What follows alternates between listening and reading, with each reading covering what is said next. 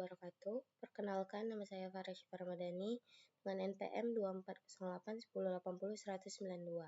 Di sini saya akan menjelaskan proyek akhir saya dengan judul Clustering Tingkat Kriminalitas Provinsi di Indonesia dengan K-Means. Pengertian K-Means sendiri adalah K-Means adalah metode untuk mengelompokkan data ke dalam beberapa grup berdasarkan kemiripannya. Algoritma ini bekerja dengan memilih titik pusat sentroid, lalu menempatkan setiap data ke sentroid terdekat. Setelah itu, posisi sentroid diperbarui hingga kelompoknya stabil. Metode ini mudah digunakan dengan cepat, tapi perlu menentukan jumlah kelompok di awal dan cukup sensitif terhadap data ekstrim.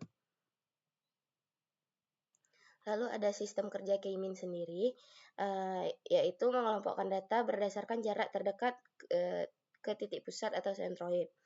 Proses K-Means sendiri dimulai dari memilih sentroid awal secara acak sesuai dengan jumlah klaster yang telah ditentukan. Lalu setiap data dihitung jaraknya dan ditempatkan ke sentroid terdekat. Setelah itu sentroid tadi diperbarui berdasarkan rata-rata dalam tiap klaster, dan langkah ini diulangi sampai klaster stabil. Untuk menentukan jumlah klaster sendiri, biasanya digunakan beberapa pendekatan seperti metode elbow, gap statistik, dan Silhouette score.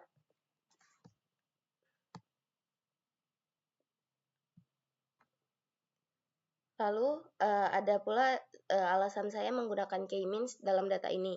K-Means sendiri cocok untuk dataset kejahatan, karena data kriminalitas yang biasanya berupa angka, sehingga mudah diproses dengan algoritma ini.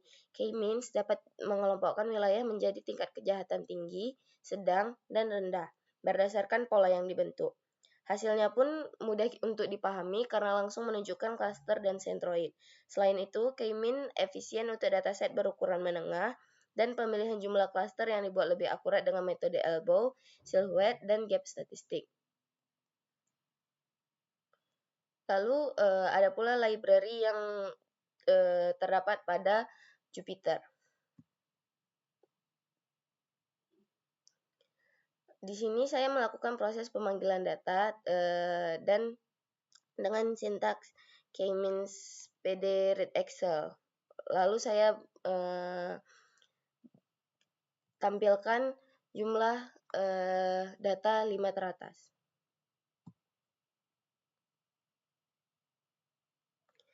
Adapun di sini melakukan preprocessing data.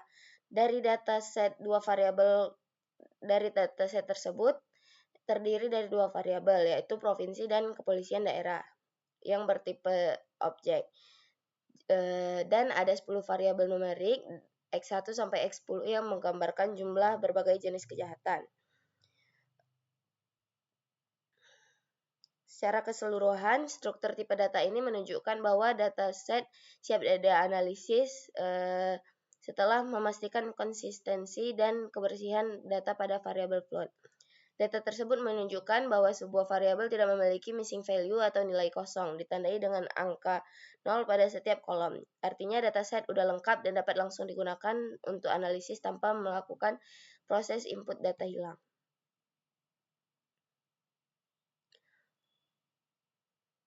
Sintaks ini berguna untuk menghapus kolom kategori provinsi dan kepolisian daerah agar data yang digunakan K-Means hanya berupa variabel numerik. Selanjutnya data dinormalisasi menggunakan standar scalar agar setiap variabel memiliki skala sebanding, yaitu rata-rata 0 dan standar deviasi 1.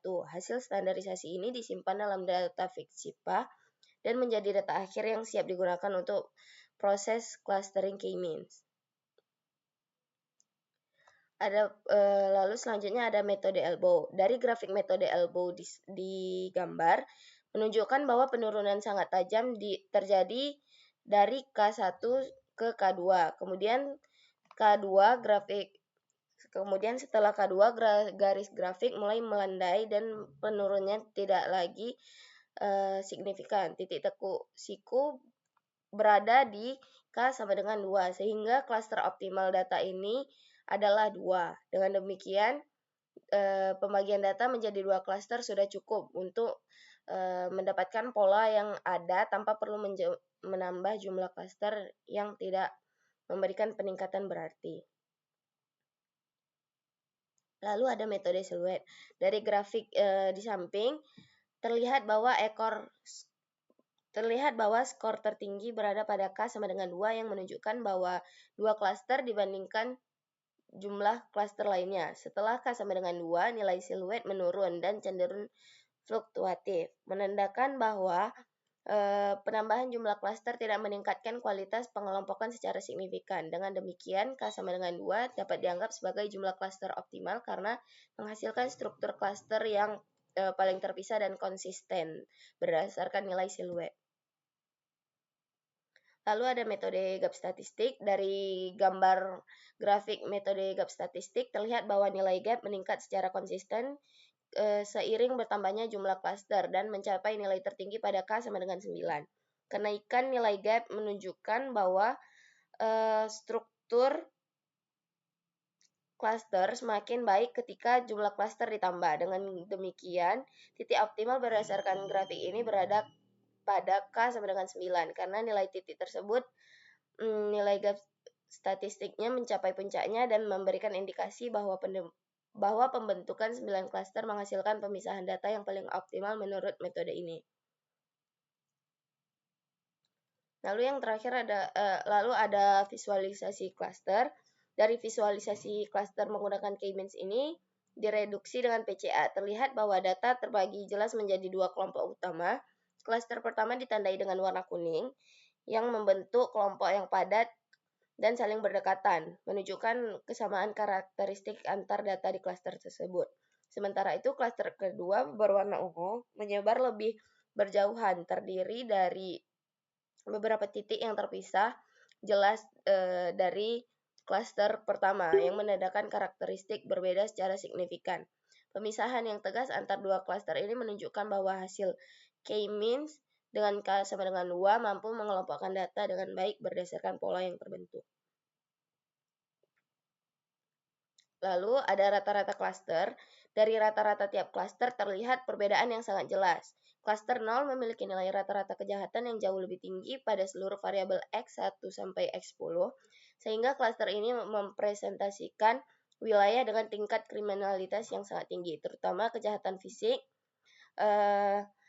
hak milik, narkotika, dan ketertiban umum. Sementara itu, klaster 1 menunjukkan nilai rata-rata yang jauh lebih rendah di semua jenis kejahatan, menandakan bahwa wilayah dalam klaster ini cenderung lebih aman dan memiliki frekuensi kejadian kriminal yang lebih sedikit. Dengan demikian, pembagian dua klaster ini berhasil memisahkan wilayah dengan tingkat kejahatan tinggi dan rendah secara jelas. Sekian dari presentasi saya. Assalamualaikum warahmatullahi wabarakatuh.